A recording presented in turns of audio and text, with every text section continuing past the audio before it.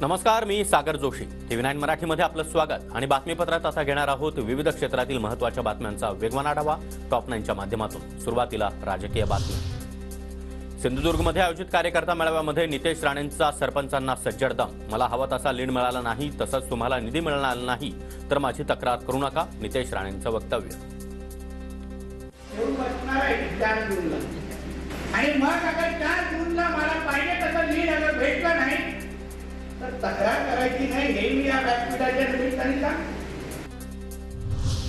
सुनेत्रा पवार यांच्या प्रचार पत्रकामध्ये आता मनसे अध्यक्ष राज ठाकरे यांचा देखील फोटो. राज ठाकरे यांच्या पाठिंब्यानंतर पुण्यामध्ये लावलेल्या बॅनर आणि प्रचार पत्रकात राज ठाकरेंच्या फोटोचा समावेश. राज ठाकरे लवकरच महायुतीच्या व्यासपीठावर येण्याची शक्यता. छत्रपती शिवाजी महाराज पार्कमध्ये 17 मे रोजी महायुतीची प्रचार सभा. नरेंद्र मोदी आणि राज ठाकरे यांच्या उपस्थितीमध्ये सभा होण्याची शक्यता, सूत्रांची माहिती.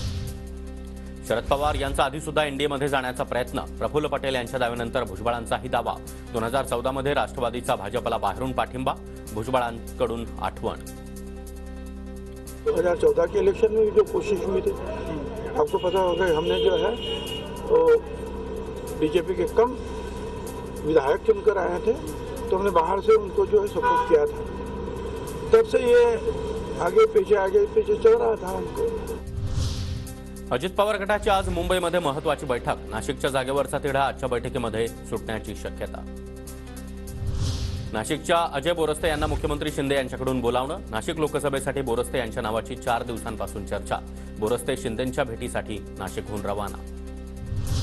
वर्षा गायकवाड आज दिल्लीमध्ये काँग्रेस हायकमांडसोबत चर्चा करण्याची शक्यता. मुंबईतील जागावाटपावरून वर्षा गायकवाड यांच्याकडून नाराजी व्यक्त.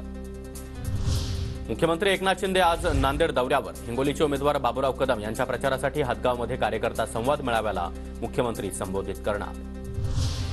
उद्धव ठाकरे यांची आज पालघरमध्ये तोफ धडाडणार. महाविकास आघाडीच्या उमेदवार भारती कांबडी यांच्या प्रचारासाठी सभेचं आयोजन.